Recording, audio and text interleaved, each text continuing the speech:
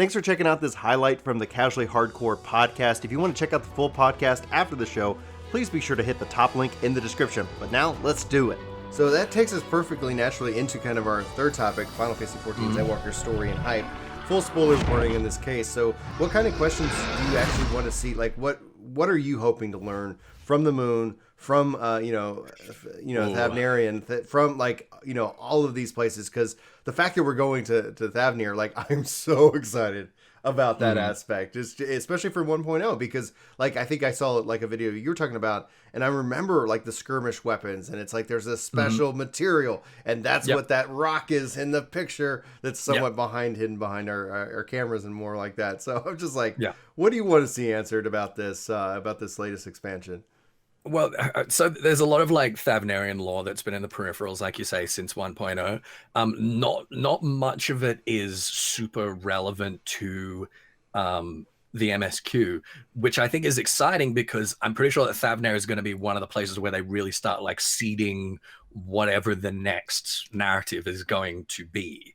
Thavnir is like the perfect sort of gateway to other parts of the world, particularly to Mericidia, as we, been mentioning in various places.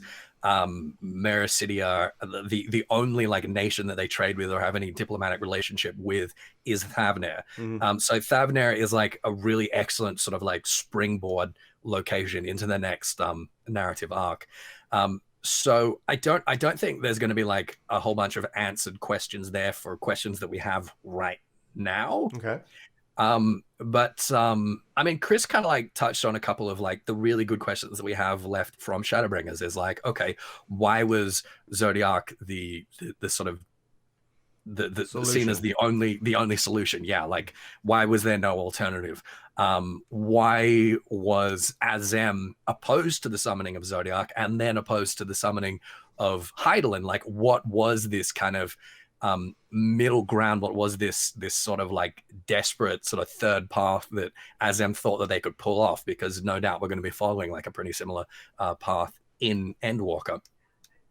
Beyond that, we're being told that the 24-man is going to answer like one of the big sort of mysteries of Eorzea, and a lot of people are thinking like that's going to have something to do with the presence of Silvertear, which has been an outstanding mystery since before 1.0, since like we first saw that 1.0 trailer. Everyone's like, whoa, what's going on there with, Silvertear and all these primal spirits flying out? And like, when are we going to find out about that? Those are probably the big two for me. Then there's kind of the remaining sort of metaphysical and cosmological questions of like how the universe is like sort of outside of the shards, whether the shards are everything or whether there are planets that are like, outside of that. We got Graha sort of saying, oh, this is going to be the last tail of this star, and people thinking like, oh, is that sort of suggesting that we're going to see some more like extraplanar, extraterrestrial stuff, like, the Dragon Star and whatever created Omega and all of that sort of like starting to appear again. I'm really, really excited about that. I thought he was going to die in Shadowbringers. Don't trust him. He's dramatic. He thought that was his final journey. That was plan A. Yeah, he is very, very extra. Oh, Graha here. Yeah, look, I think we're going to be exploring the rest of the planet before, we start doing whatever it is that Graha here is implying. But yeah, I like I say, there's a few questions left, and they are big questions, but I'm really excited to move on to the next thing. Yeah, I'm really, really excited to move on to like new places, new stories. So do you have any theories regarding Pandemonium though in that regards? Because obviously you're like you got pulled in by the raid scene. Pandemonium's the new like 8-man raid in which we see kind of a half mask of La Habrea. And how does that then relate to the expectations you have, especially in light that 6.0 concludes the expansion story?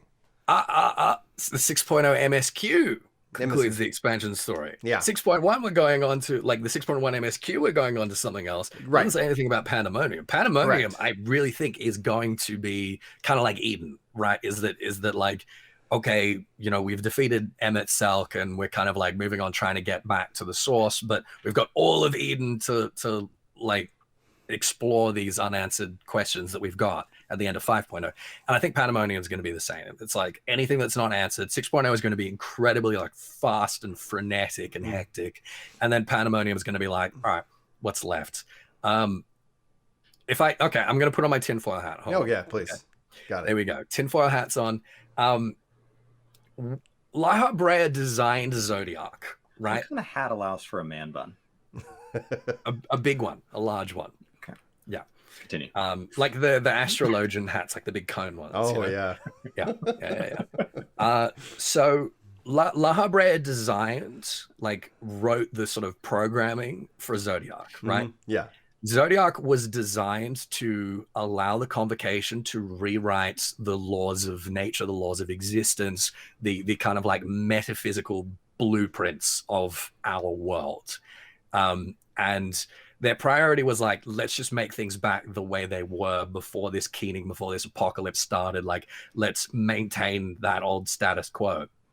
But they didn't necessarily have to do that. Like, they could have, you know, done anything with it. They could have, you know, turned the whole world into chocolate if they wanted to.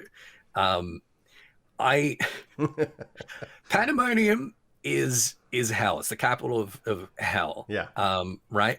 I really think that we're going to have a sort of Dante's Inferno situation where hell is real. Like the seven hells in Eorzean mythology, we're going to find out that that's real and that it was created by Laha Brea. Oh, wow. Yeah.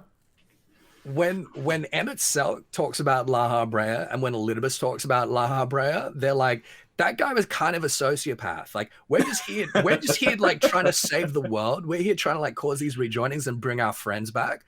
But Laha Brea just like takes it way too far. Like, we cause a calamity and then we get to sit back and be like, all right, we'll see you guys in like 1500 years when things are sort of repaired a bit and we can like do another rejoining, right? But Laha Brea just keeps going.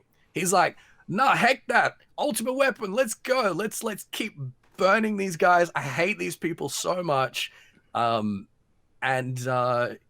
why, like, when we fight Laha Brea, he's like weaker than the other two because he's just been like burning the candle at both ends for 12,000 years.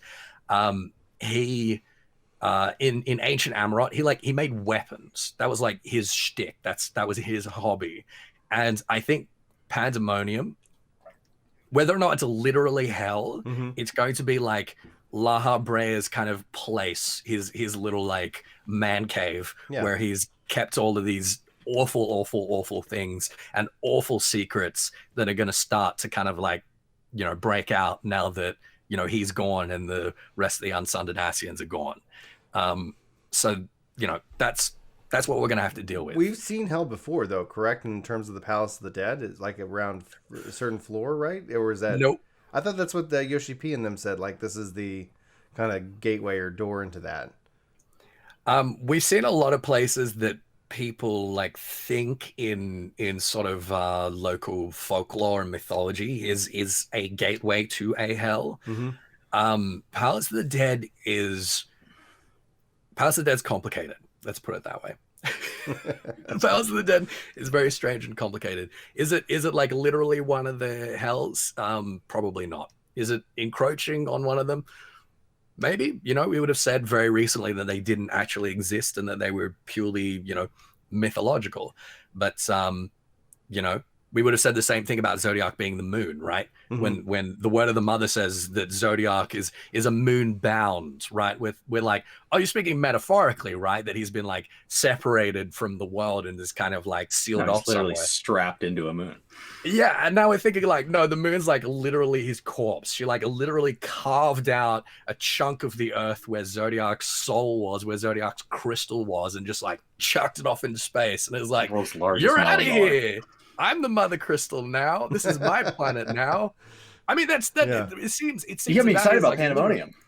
Yeah, that could be our Diablo crossover event. Yeah, totally. Yeah. Oh, yeah. The Pandemonium Fortress. It's a totally original story, but that could be our. There you go. I'm saying that because this is 6 hours before BlizzCon. when we're recording this right now. Yeah. This is what they're waiting for. Oh, how insane would that be? Hey, because I know Yoshi P likes Diablo, so it's like He is. No, I want all original raid content this time. Yeah. I think there's a lot of story to tell. I think we need enough canvas to tell it.